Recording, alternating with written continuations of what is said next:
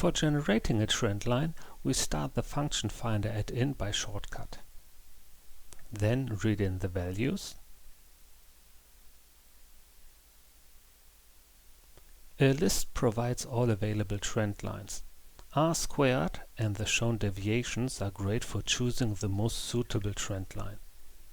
The monotonicity check is important to avoid trend lines with unforeseen behavior. If we are looking for a stable trend line with less than 1% of deviation for the complete dataset, the three bottom functions are the only choices in this case. We select a function and that's all.